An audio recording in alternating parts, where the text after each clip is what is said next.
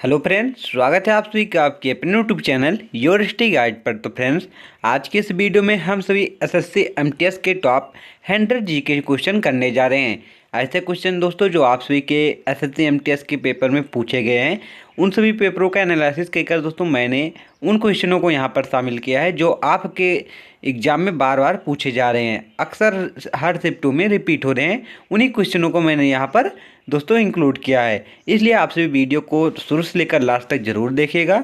अगर आप सभी को इस क्लास की पीडीएफ चाहिए तो आप हमारे टेलीग्राम चैनल से जुड़िएगा, वहाँ पर आप सभी को दोस्तों पीडीएफ मिलने वाली है। आप एक बार वीडियो देख लें और एक बार पीडीएफ से पढ़ लें और सभी क्वेश्चन को दोस्तों याद कर लें, क्योंकि ये ऐसे क्वेश्चन हैं जो बार बार आप सभी के एग्जाम में आ रहे हैं। चलिए अब पढ़ना शुरू करते हैं। देखते हैं, भगवान जगन्नाथ की रथ यात्रा का आयोजन किया जाता है। भगवान जगन्नाथ की रथ यात्रा का आयोजन किया जाता है। तो राइट आंसर क्या है? उड़ीसा राज्य में। किस राज्य में किया जाता है? उड़ीसा राज्य में किया जाता है।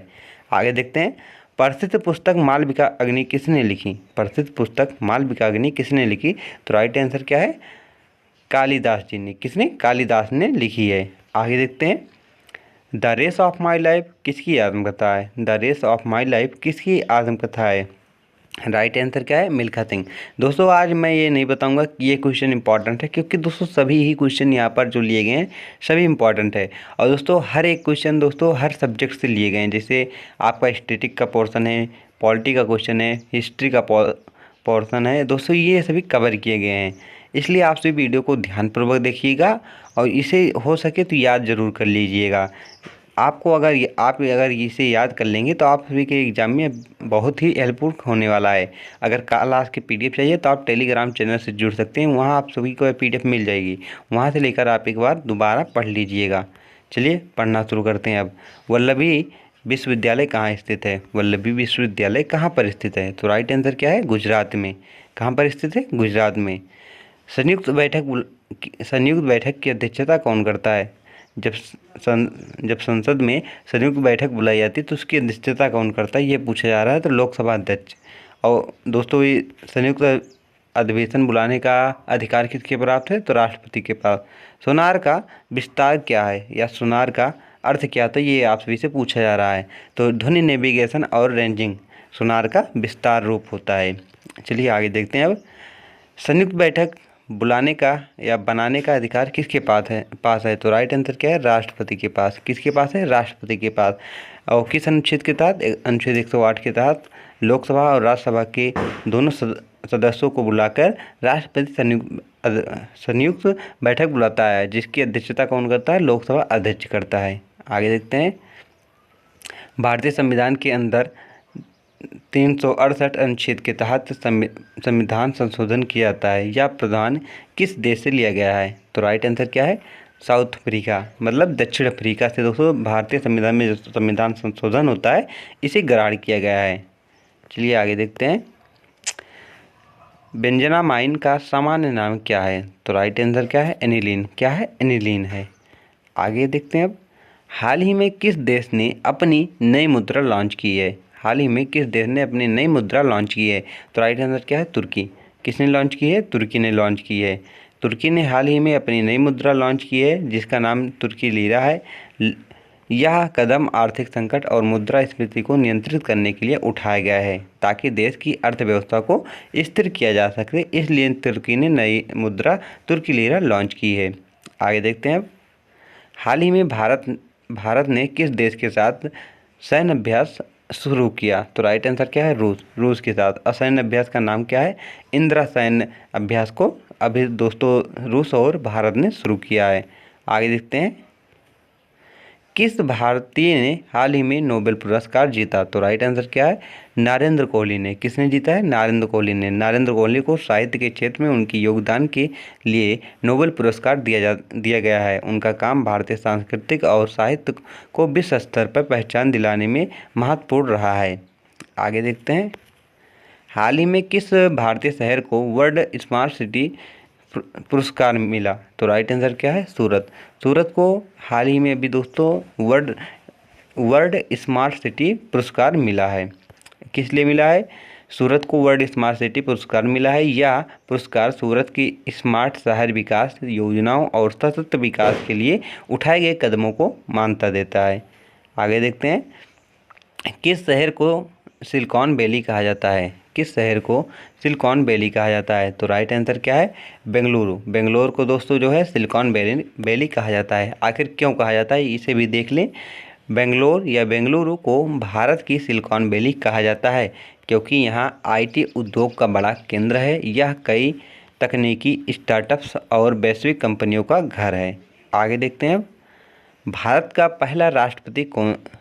पहले राष्ट्रपति कौन थे और उनका कार्यकाल कब तक रहा? इसको तो सबको पता है कि भारत के पहले राष्ट्रपति कौन है, डॉक्टर राजेंद्र प्रसाद। लेकिन उनका कार्यकाल कब से कब तक रहा ये सबको नहीं पता। ये आप नोट कर लीजिएगा क्योंकि ये इंपॉर्टेंट क्वेश्चन बन सकता है। डॉक्टर राजेंद्र प्रसाद ने भारत के पहले राष्ट्रपति थे। उन्होंने 1950 कब से 1950 से 1962 तक इस पद पर कार्य किया है। ये भी आप याद रखिए, 1950 से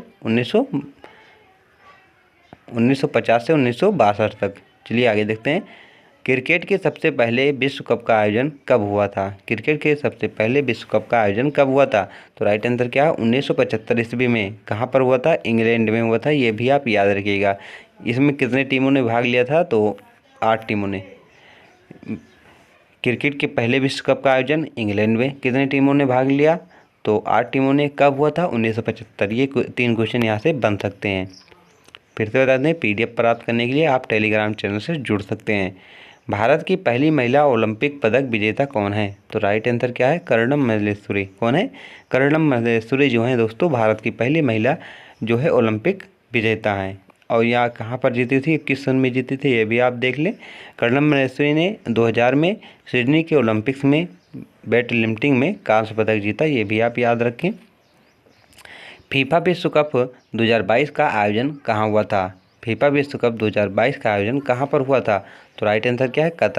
कतर में हुआ था दोस्तों।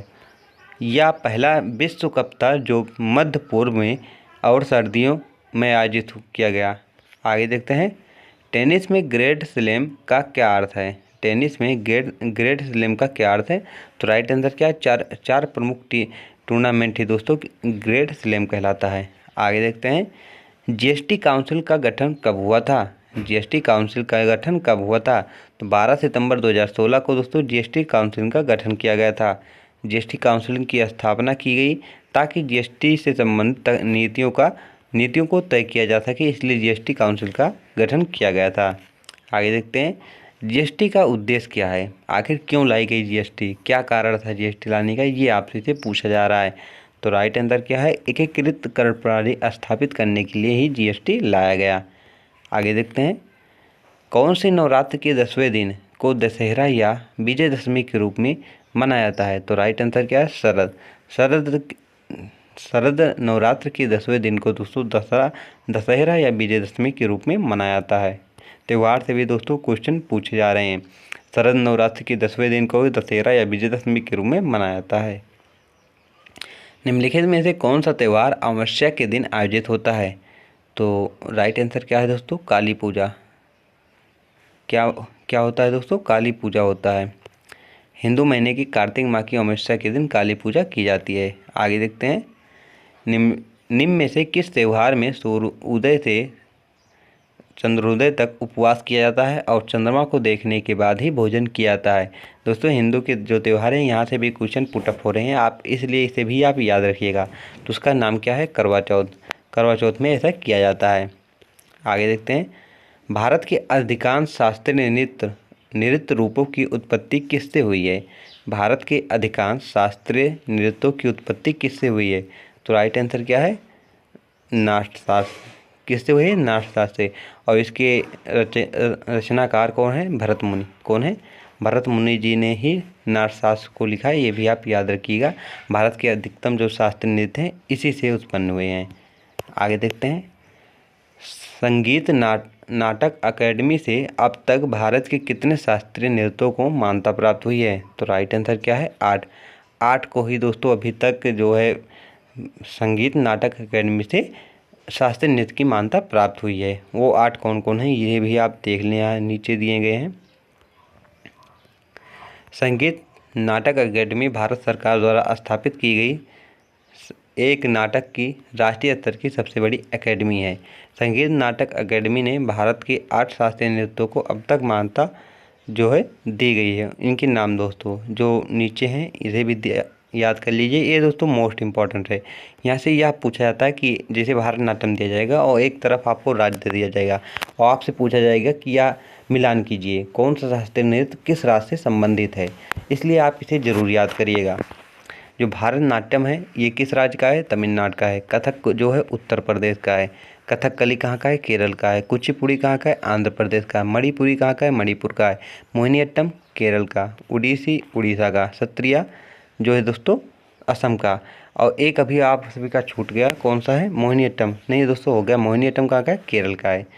छऊ भी अभी दोस्तों कुछ ट्रेंडिंग में आ रहा है, लेकिन अभी संगीत नाटक अकेडमी ने उसे मान्यता नहीं प्राप्त की है नवे शास्त्रीय नृत्य के रूप में। वो अभी अर्ध शास्त्रीय नृत्य के रूप में माना जाता है। और कहाँ का है छऊ? पश्चिम बंगाल का है। आगे देखते हैं, भारत के शास्त्रीय नृत्यों में कितने रस हैं जिन्हें सांस्कृतिक मंत्रालय द्वारा मान्यता प्राप्त है? तो दोस्तों 9 रस हैं। कौन कौन से हैं ये भी आप देख लें।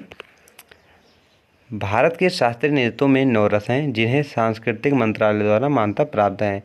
भारत के शास्त्रीय नृत्यों के 9 रस जो हैं, पहला है श्रृंगार रस जो प्रेम, इसका दोस्तों अस्थायी भाव क्या है? प्रेम।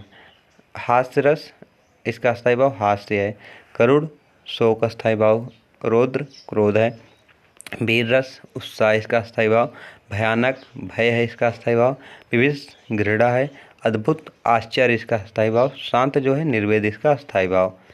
चलिए आगे देखते हैं। अब निम्न में से किस में भारतीय नृत्य शैलियों का संदर्भ पाया जाता है? निम्न में से किस में भारतीय नृत्य शैलियों का संदर्भ पाया जाता है? तो राइट आंसर क्या है? नाट्यशास्त्र में। किस में? नाट्यशास्त्र में पाया जाता है। नाट्यशास्त्र प्रदर्शन कलाओं का पर एक सांस्कृतिक पाठ है। नाट्यशास्त्र को भरत मुनि ने लिखा था।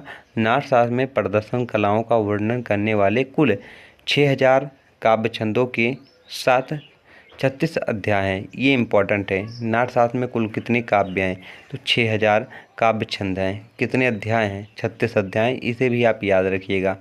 आगे देखते हैं, भारतीय नृत्य का कौन सा शब्द संस्कृत शब्द से लिया गया है जिसका शाब्दिक अर्थ है कि ओर ले जाना? ये आपसे से पूछा जा रहा है। तो राइट आंसर क्या है? अभिनय। अभिनय जो है दोस्तों, अभिनय शब्द का जो है अर्थ क्या होता है? कि ओर ले जाना। ऐसे भी क्वेश्चन पूछा जा रहा है। अब शास्त्रीय नृत्य की तकनीकी को लगभग 5वीं शताब्दी ईसा पूर्व में किसके द्वारा कूटकृत किया गया? तो राइट आंसर क्या है? भरत के द्वारा दोस्तों शास्त्रीय नृत्य की तकनीकी को जो है कूटकृत किया गया है। आगे देखते हैं, भारतीय नृत्य के किस रूप को कोमल और महिला प्रस्तुति के लिए उपयुक्त कहा जाता है? भारतीय नृत्य के किस रूप को कोमल और महिला प्रस्तुति के लिए उपयुक्त माना जाता है? तो राइट आंसर क्या है? लासा को। किसको? लासा को। भारतीय शास्त्रीय नृत्यों के दो मूल पहलू होते हैं। कौन कौन से? एक टांडो और एक लासा। टांडो में गति और लय होता है और लास्य में दोस्तों अनुग्रह और भाव और रस होता है। चलिए आगे देखते हैं, ब्रिटिश उपनिवेशक सरकार द्वारा भारतनाट्यम पर प्रतिबंध कब लगाया था? मतलब प्रतिबंध दोस्तों कब लगाया गया था, ये आपसे इसे पूछा जा रहा था। 1885 में, 1857 में, 1910 में या फिर दोस्तों 1927 में? तो राइट आंसर क्या है? 1910 में लगाया गया था। आगे देखते हैं, कौन सा नृत्य 500 साल पुराना एक भारतीय शास्त्रीय नृत्य है जो असम के वैष्णव मठों से विकसित हुआ? तो राइट आंसर क्या है? भारतनाट्यम। कौन सा है? भारतनाट्यम है। आगे देखते, सॉरी दोस्तों कौन सा है? सत्रिया है। भारतनाट्यम दोस्तों 2000 पुराना है, बाय मिस्टेक बोल दिए। जो भारतनाट्यम है वो 2000 पुराना है और 500 साल अगर पुराने की बात किया जाए तो सत्रिया है। सत्रिया कहाँ का है? असम का है। ये भी आप याद रखिएगा। काला क्षेत्र शैली किस भारतीय शास्त्रीय नृत्य शैली से संबंधित है? काला क्षेत्र शैली किस भारतीय शास्त्रीय नृत्य शैली से संबंधित है? तो राइट आंसर क्या है? भारतनाट्यम से। किससे? भारतनाट्यम से। आगे देखते हैं, जवाहरलाल नेहरू मणिपुर नृत्य अकेडमी निम्नलिखित में से किस शहर में स्थित है? तो राइट आंसर क्या है दोस्तों? इम्फाल में। किस में है? इम्फाल में है। आगे देखते हैं, भारत का पहला पारंपरिक नृत्य कौन सा है जिसे थिएटर कला के रूप में नए सिरे से तैयार किया गया है और इसे देश और विदेश दोनों में व्यापक रूप से प्रदर्शित किया गया है? कुचिपुड़ी, कथकली या मणिपुर या भारतनाट्यम? तो राइट आंसर क्या है? भारतनाट्यम है। आगे देखते हैं, निम्नलिखित में से कौन सा नृत्य मंदिरों को समर्पित है और इसे पहले सादिर के नाम से जाना जाता था? तो राइट आंसर क्या है? भारतनाट्यम। दोस्तों ये सभी क्वेश्चन मोस्ट इंपॉर्टेंट है, बार बार आप सभी के एग्जाम में पूछे जा रहे हैं। मैं यहाँ पर जल्द से जल्द आप सभी को करा रहा हूँ ताकि आप सभी जल्द से जल्द इसे रिवाइज कर सकें, क्योंकि आप सभी के पास अब उतना समय नहीं है कि आराम से आप एक एक क्वेश्चन को एक्सप्लेन के साथ पढ़ें, क्योंकि दोस्तों आप सभी का पेपर होने ही वाला है। किसी का 4 नवंबर को है, किसी को 10 नवंबर का है, ऐसे ही है। इसलिए आप सभी वीडियो को जल्द से जल्द देखकर एक बार पीडीएफ से पढ़ लें ताकि ये सभी क्वेश्चन आप सभी को याद हो सकें। चलिए आगे देखते हैं। अब चलिए फ्रेंड्स, अब आगे देखते हैं। अगला हमारा क्वेश्चन है, अब निम्नलिखित में से कौन अधिसराथी है? निम्नलिखित में से कौन अधिसराथी है, ये आपसे से पूछा जा रहा है। तो राइट आंसर क्या है? ऊर्जा। ऊर्जा एक अधिसराथी है। बाकी बल, आघूर्ण, संवेग ये सभी दोस्तों सदिसराथी हैं। जिसमें दोस्तों दिशा और परिमाण दोनों पाए जाते हैं वो सदिसराथी हैं, और जिसमें दिशा और परिमाण में से एक नहीं पाया जाता वो अधिसराथी होता है। ये भी आप याद रखिएगा। एक ट्रेन जैसे ही चलना प्रारंभ करती है उसमें बैठे हुए यात्री का सिर पीछे की ओर झुक जाता है, इसका कारण क्या है? जैसे दोस्तों मान लो एक ट्रेन है। क्या है ये? एक ट्रेन है। इसका पहिया बना लें हम। ये क्या है? एक ट्रेन है। इसमें कुछ यात्री बैठे हैं। क्या बैठे हैं? यात्री। जैसे ही आगे चलना प्रारंभ करते तो इन यात्रियों का सिर पीछे की ओर झुक जाता है। ये किसके कारण होता है, ये आपसे इसे पूछा जा रहा है। तो राइट आंसर क्या है? ऑप्शन ए हमारा बिल्कुल राइट है, स्थिरता का जड़त्व। इसके कारण होता है। किसके कारण? स्थिरता का जड़त्व। मतलब ये स्थिर है और एकाएक जब झटका लगता है तो इनका सर क्या होता है? पीछे की तरफ मुड़ जाता है। ये किसके कारण होता है? स्थिरता के जड़त्व के कारण होता है। यह अनुभव आप भी किए होंगे। ऑटोमोबाइल्स के हाइड्रोलिक ब्रेक के कार्य करने का सिद्धांत है, मतलब किसके सिद्धांत पर दोस्तों यह कार्य करता है, ये आपसे से पूछा जा रहा है। ऑटोमोबाइल हाइड्रोलिक ब्रेक का कार्य करने का सिद्धांत है। तो राइट आंसर क्या है? पास्कल के नियम पर। किसके नियम पर करता है? पास्कल के नियम पर यह कार्य करता है। एक एक क्वेश्चन दोस्तों इंपॉर्टेंट क्वेश्चन है, इसे आप हल्की में मत लीजिएगा, इसे याद करके ही जरूर जाइएगा आप सभी। गुरुत्वाकर्षण का सिद्धांत किसने दिया? गुरुत्वाकर्षण का सिद्धांत किसने दिया? तो राइट आंसर क्या है? चार्ल्स न्यूटन ने। किसने दिया है? चार्ल्स न्यूटन ने दिया है।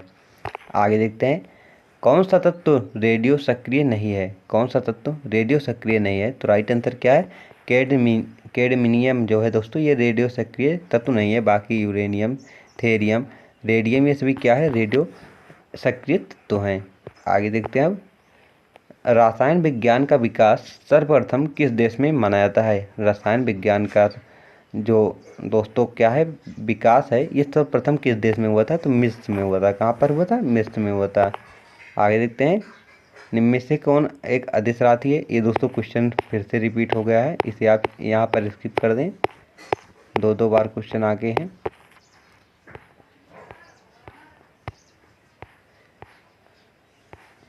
कहाँ से दोस्तों?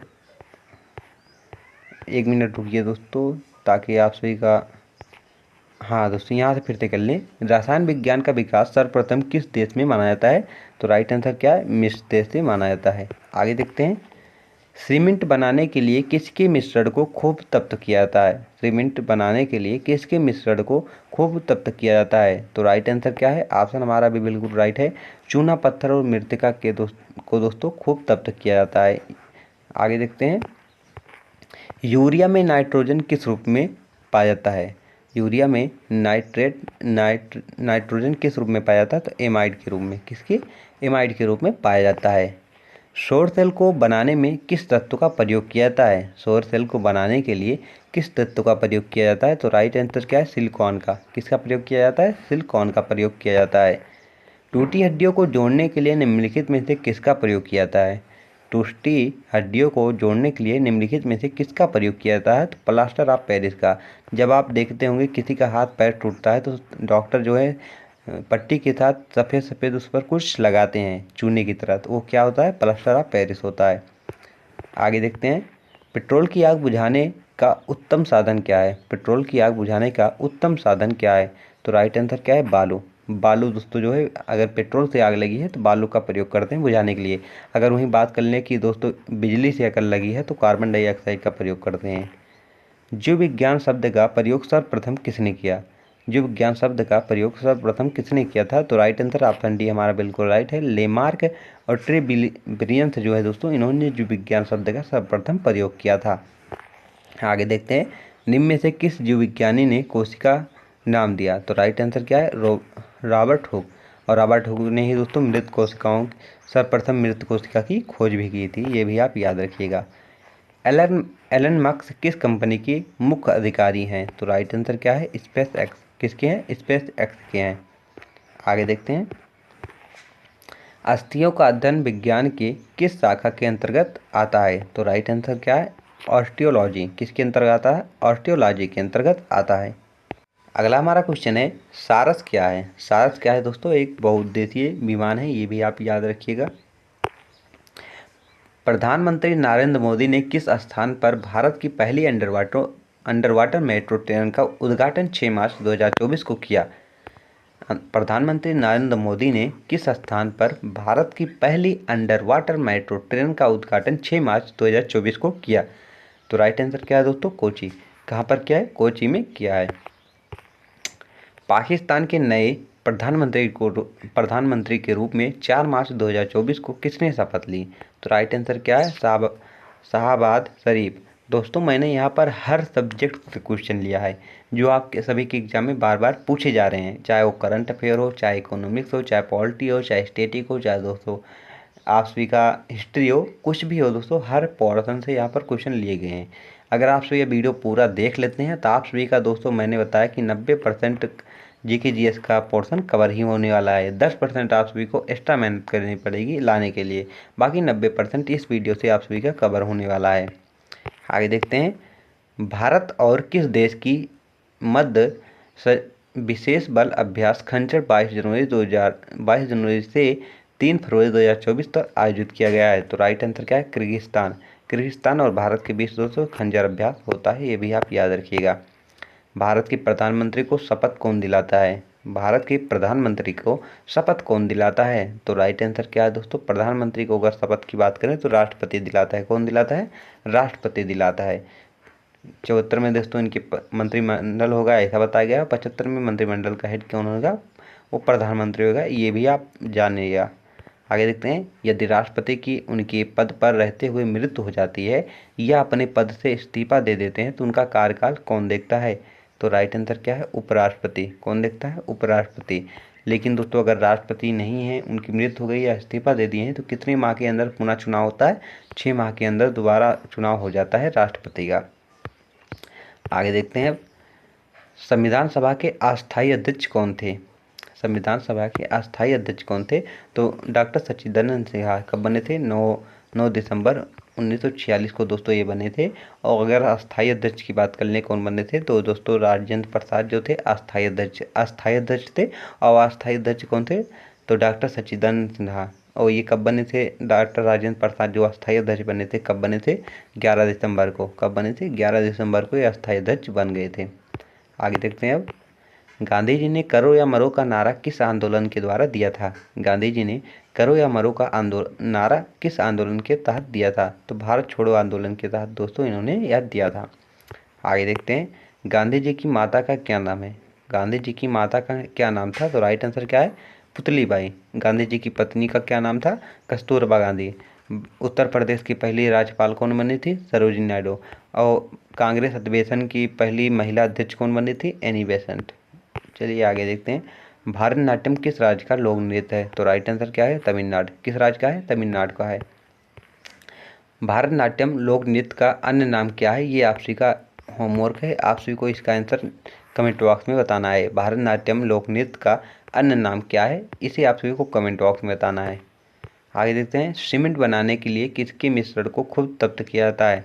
तो राइट आंसर क्या है? चूना, पत्थर और मृतिका का। चलिए आगे देखते हैं। अगला हमारा क्वेश्चन है दोस्तों कि भारतनाट्यम किस राज्य का लोक नृत्य है? तो राइट आंसर क्या है? तमिलनाडु। तो खट्टे फलों में कौन सा एसिड होता है? खट्टे फलों में कौन सा एसिड होता है? तो राइट आंसर क्या है? Citric acid. कौन सा? साइट्रिक एसिड जो है दोस्तों वो खट्टे फलों में एसिड होता है। आगे देखते हैं, भारत में प्रधानमंत्री के अहोदे को क्या माना जाता है? भारत में प्रधानमंत्री के अहोदे को क्या माना जाता है, ये आपसे से पूछा जा रहा है। तो राइट आंसर क्या है दोस्तों? कार्यकारी प्रमुख। क्या माना जाता है? कार्यकारी। अगर यहीं पॉलिटी से क्वेश्चन यहाँ देखें प्रधानमंत्री से रिलेटेड, तो अनुच्छेद 74 में क्या कहा गया है? अनुच्छेद 74 में कहा गया है कि एक मंत्रिपरिषद होगा। किसके लिए होगा? राष्ट्रपति की सहायता के लिए एक मंत्रिपरिषद का गठन होगा, अनुच्छेद 74 में कहा गया है। 75 में कहा गया है कि जो मंत्रिपरिषद का वह हेड कौन होगा? तो प्रधानमंत्री होगा। और प्रधानमंत्री के कहने पर दोस्तों राष्ट्रपति जो है मंत्रिपरिषद के मंत्रियों की नियुक्ति करेंगे, ऐसा दोस्तों अनुच्छेद 75 में कहा गया है। आगे देखते हैं, ताजमहल, बीबी का मकबरा, एतमाद उद दौला किस चीज़ के स्मारक हैं? आप सभी तो ताजमहल सुने होंगे, ताजमहल है, बीबी का मकबरा है, ये सभी किसके स्मारक हैं, ये आपसे से पूछा जा रहा है। ताजमहल, बीबी का मकबरा, एतमाद उद दौला किस चीज़ के स्मारक हैं? तो राइट आंसर क्या है? मृत व्यक्ति के। किसके हैं? मृत व्यक्ति के।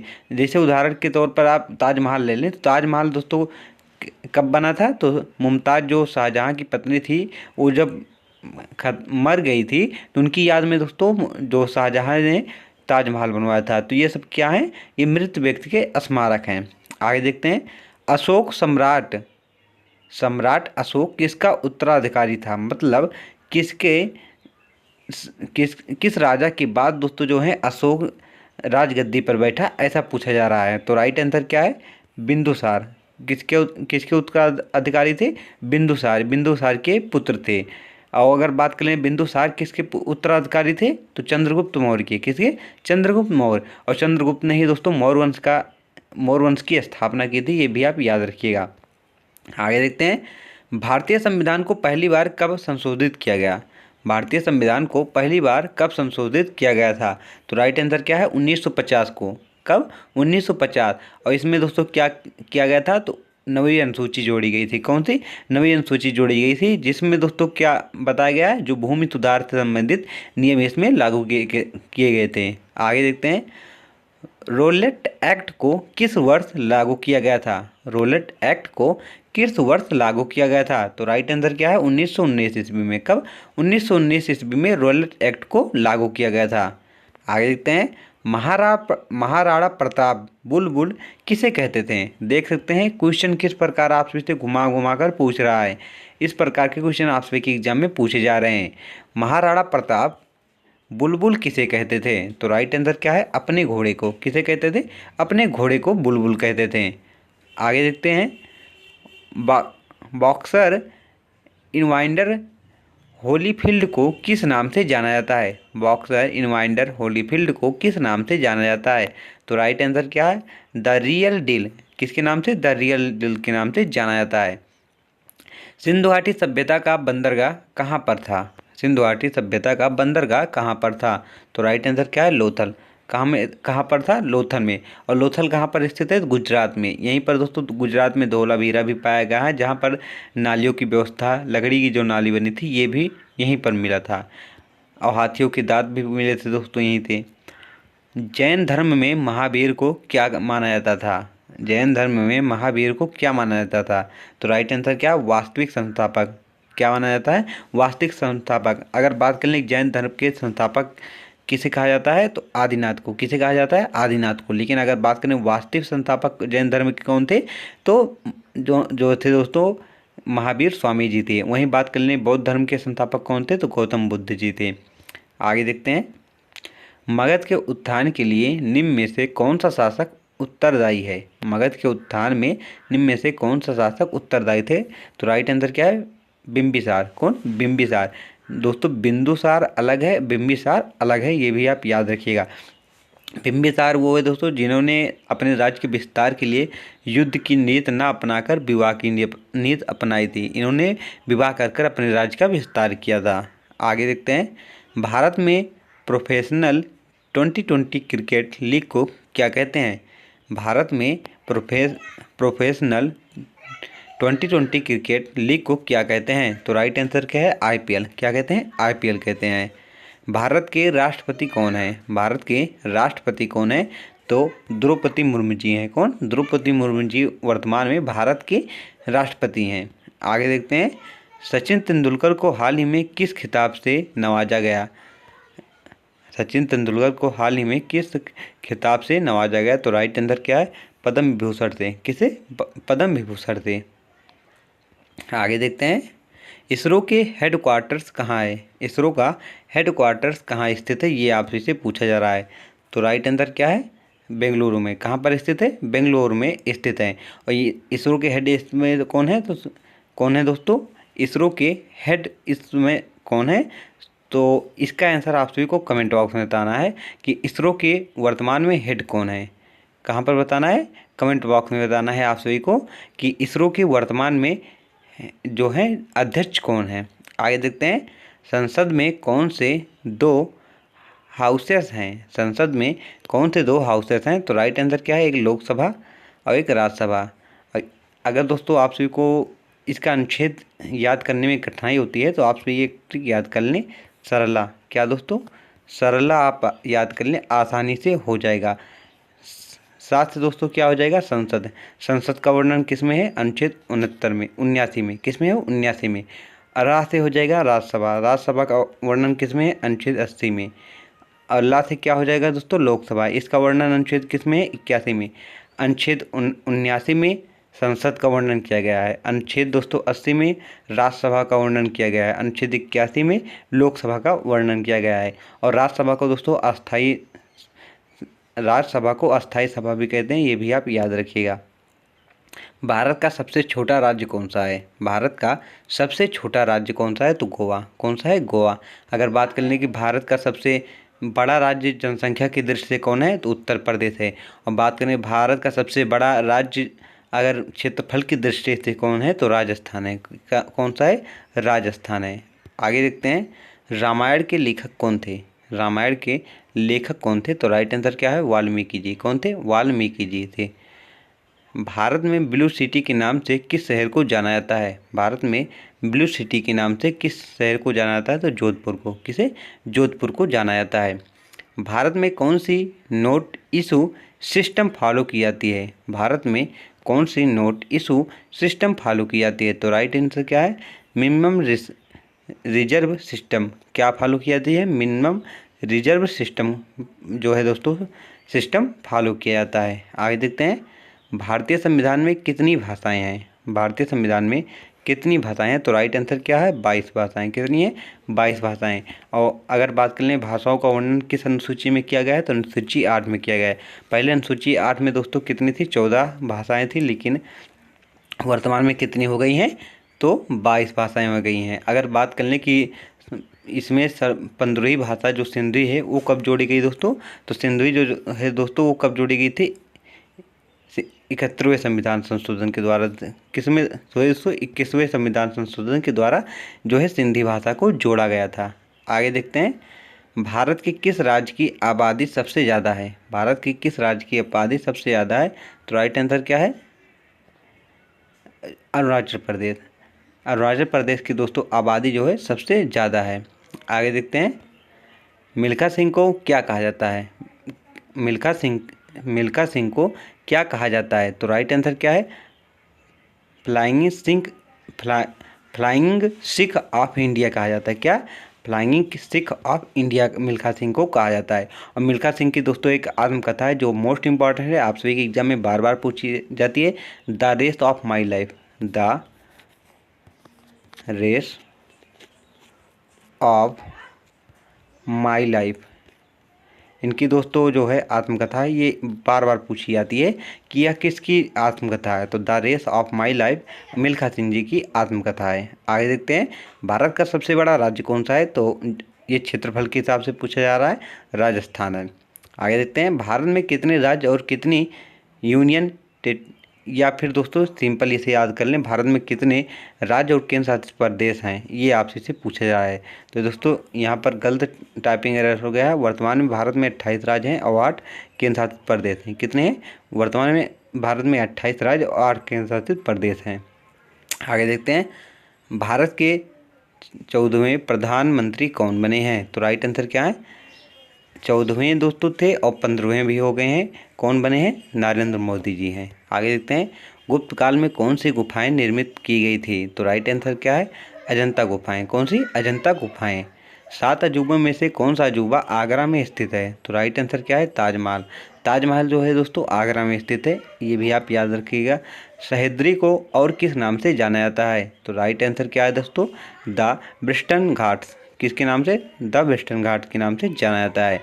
भारत की सबसे पुरानी पर्वत श्रृंखला कौन सी है? तो राइट आंसर क्या है? अरावली। कौन सी है? अरावली। ट्विन सिटीज कौन से दो शहर को कहा जाता है? ट्विन सिटीज कौन से दो शहर को कहा जाता है? तो हैदराबाद और सिकंदराबाद को दोस्तों ट्विन सिटीज कहा जाता है। आगे देखते हैं, भारत के राष्ट्रपिता कौन है? तो राइट आंसर क्या है? महात्मा गांधी जी भारत के राष्ट्रपिता हैं।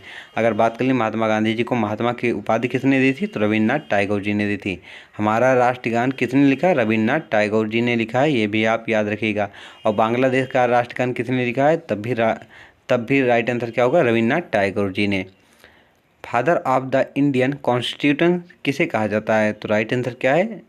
Doctor B.R. अम्बेडकर को। किसे? डॉक्टर भीमराव अम्बेडकर को। भारत का गणतंत्र दिवस कब मनाया जाता है? तो 26 जनवरी को दोस्तों भारत का गणतंत्र दिवस मनाया जाता है।